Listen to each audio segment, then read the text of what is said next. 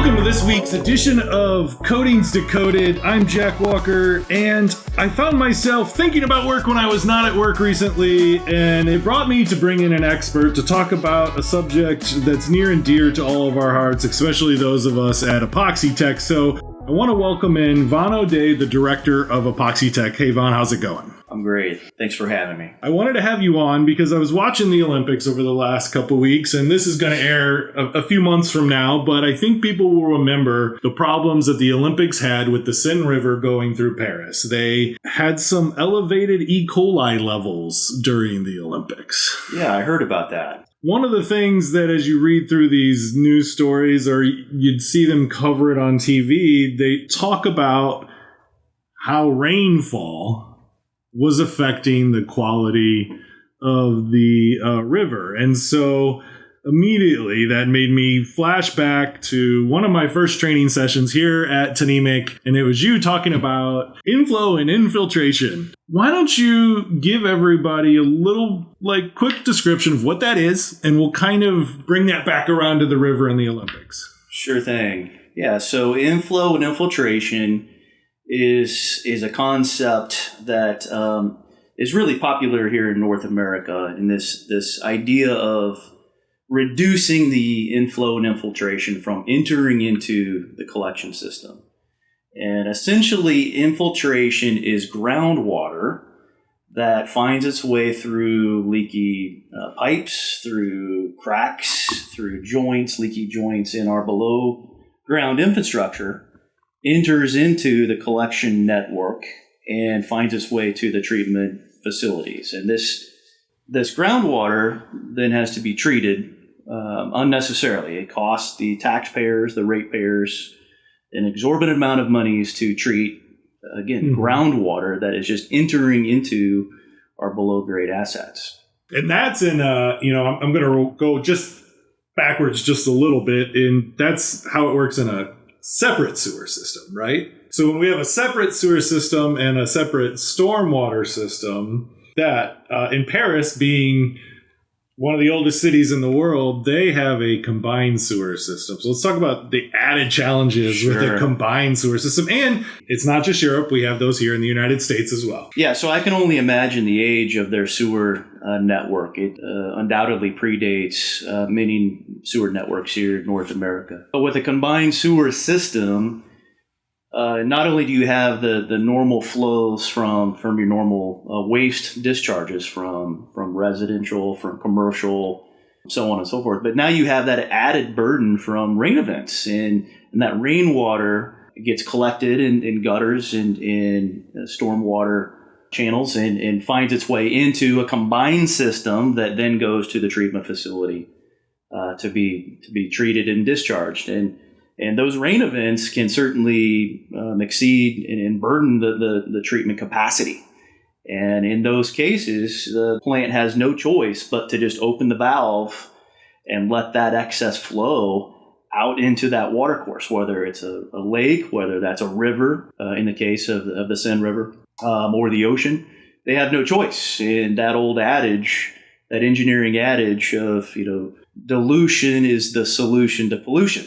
We're finding that doesn't always work, and there's still maybe some levels, maybe perhaps even unhealthy levels of E. coli and other bacteria that could still remain even though those waters are diluted from that combined sewer. And that's totally what they ran into in the Olympics. I think about it, and you even mentioned it in that first presentation. And I don't like to think about this very often, but St. Louis, where I live, is downstream of many major cities. We have Chicago and Kansas City, less than 250 miles away via river, and any of the overflow events in those cities. Yeah, I don't want to think about it. Nobody does. And so, at least in North America, there's been a concerted effort in the past several decades with EPA consent decrees and the like to separate our sewer system.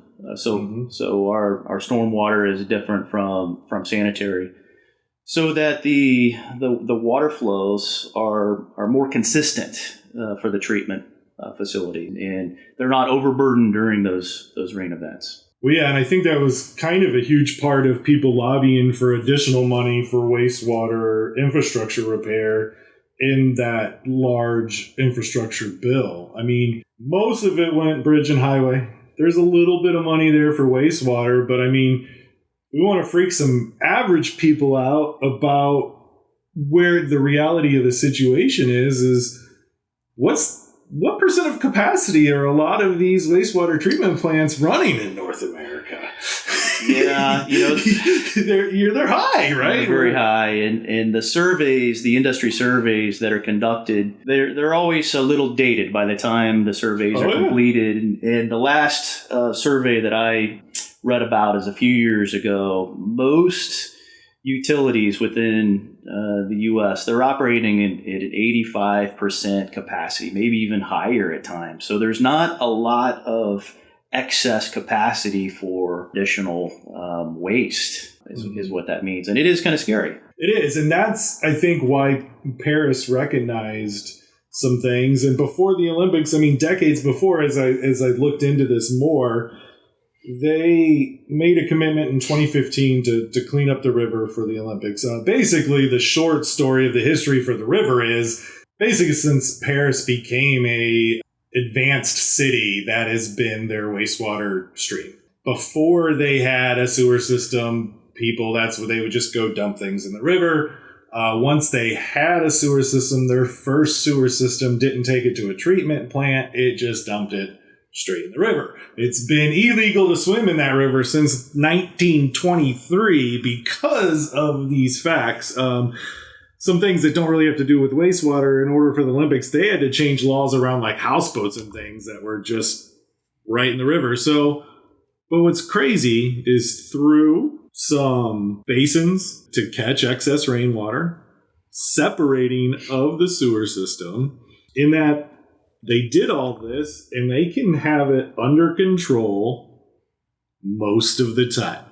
Yeah, it only takes a rain event, though, right, with a combined sewer system to throw that concept out of whack. So I can only empathize with them. With an ancient sewer network like that, to attempt to account for those rain events can be quite a challenge.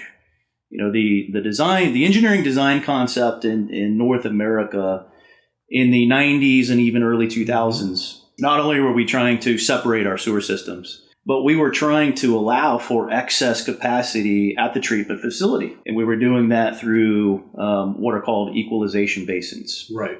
And these basins were there. They sat empty most of the time, unless there was a rain event, a high rain event, and that overburden flow could then channel into the treatment up and fill these equalization tanks until the rain event subsided and the treatment plant was able to catch up and treat that water accordingly. So that was the concept a couple decades ago.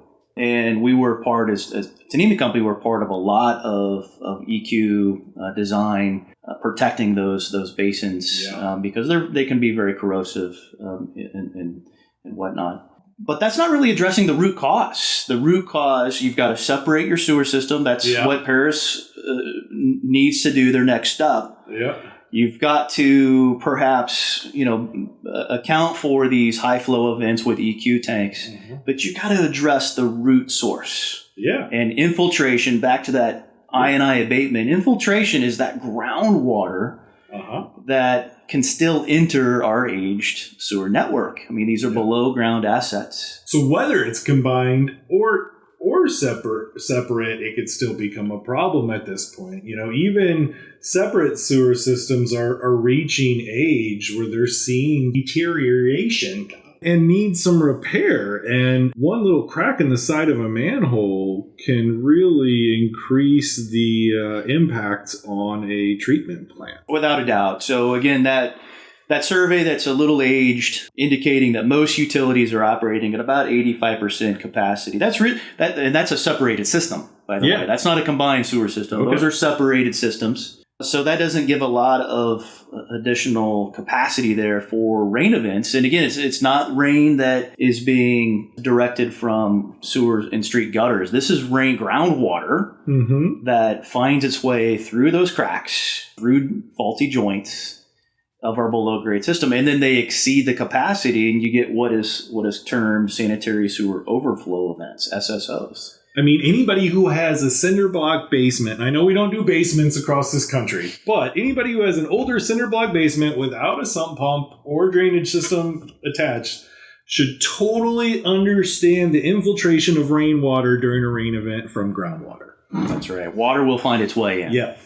It will find a crack, whether it's concrete, whether it's a brick masonry construction, whether it's the sewer piping network, whether cast iron, ductile iron, PVC, there's clay tile, you name it. Rainwater will find its way in. Well, the power of water is often underestimated. Look at the Grand Canyon. That was done by water. Right. I mean, so when you're looking at these things, it's not hard to understand that, yeah, water finds a way. It really does. It does. And so when you have that leaky manhole and you don't just have one manhole in your system, you have hundreds of manholes on your system, you're really increasing your I&I situation. It adds up, and it adds up in a hurry during these rain events because the ground becomes saturated with water finds its way in, and it's a multiplication exercise at that point. And then manholes are really the easiest way to reduce your I&I to that inflow and infiltration. It's at the manhole level. They're easier to access, generally speaking, and it's easier to stop and correct that I&I at the manhole level. So Epoxytec comes at the I&I from a manhole level, and we really stress the use of a structural epoxy. What does that mean? Let's talk a little bit about that. So how we define a structural epoxy, we're really defining the film qualities itself. We're describing the mechanical properties, specifically the tensile strength, the flexural strength, and the flexural modulus properties of the film, of the cured film. And combined, those mechanical properties give us enough rigidity to resist hydrostatic pressure from the backside. So that groundwater, that infiltration, again, these are below grade assets. So you've got hydrostatic pressure building the deeper you go. And the structural, these mechanical properties allow us to resist that hydrostatic pressure and not buckle, not crack or deform. We're able to hold back. So you're essentially spraying in a liner that will sit there and prevent that inflow into your sewer system.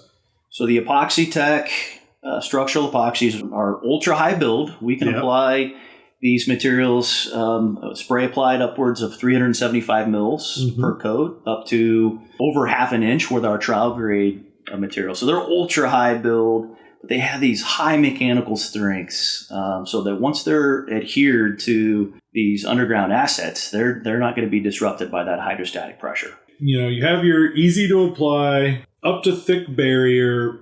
But, you know, in some other technologies, you know, this can be even seen in some urethanes.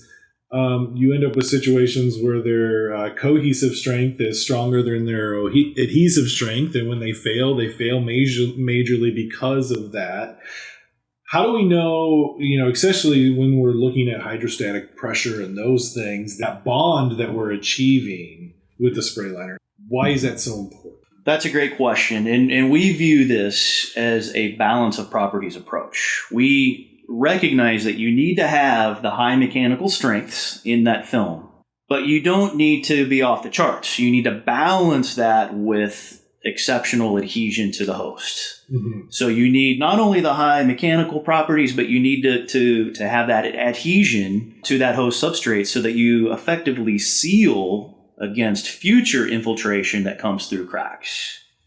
So it's this balance of properties concept that is really the long-term solution for I&I abatement. If you have, and there are technologies out there that have extremely high mechanical strengths. Yes. And they can withstand really high reported mechanical strengths. Exactly. Really, you can't see the air quotes, people. They're there. These really high mechanical strengths, and that's great if your sole goal is to just resist hydrostatic pressure. Mm-hmm. But if you're trying to abate and arrest I&I, then you need to be adhered to that host substrate and seal it. Because let's face it, most of the times during application, these cracks and these joints in these below grade assets, they're not presenting themselves as being active. Occasionally they are.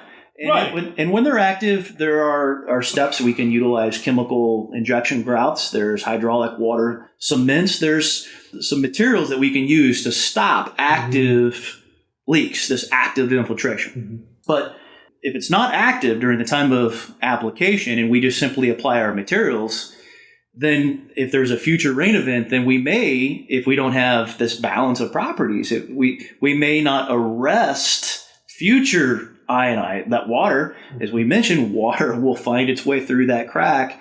It will hit that lining system. If it doesn't have optimum adhesion and to seal it out, that water will find its way between the liner and that host substrate. And eventually it'll find its way into the collection system.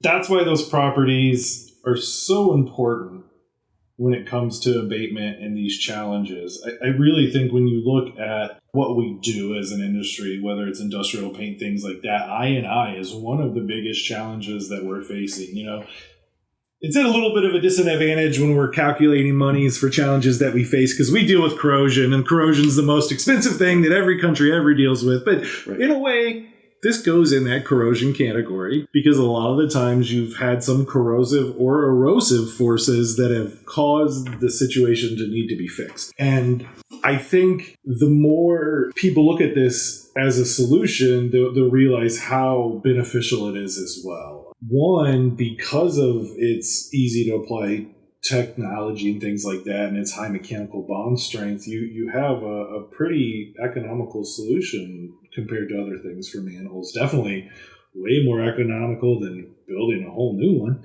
That's right. The dig and replace model is very, very expensive, as you can imagine, especially in paved streets or developed areas. Trenchless rehabilitation is really the trend right now.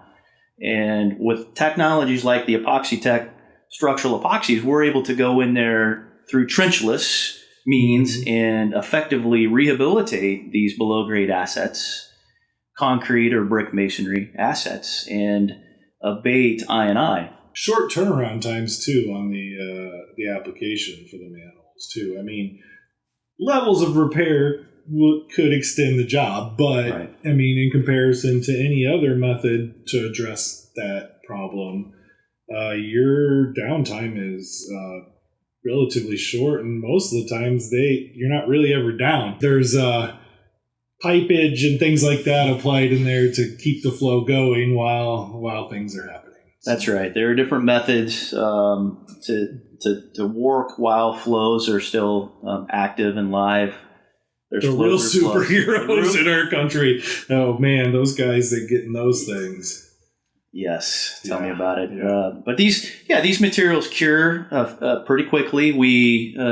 It's a function of the temperature, so we can force cure to accelerate that return to service time. But basically, these are by and large these are just very quick return to service technologies. Awesome. Just to kind of circle it all back around, you know, there are many different challenges when it comes to dealing with inflow and infiltration. We've just seen it hit awareness in a way that I've probably never seen before. They didn't use the terms inflow and infiltration on the Olympics, but if you looked at the things they were saying, it's exactly what they were describing. They themselves, the news reporters and things like that, probably have never heard those two words together.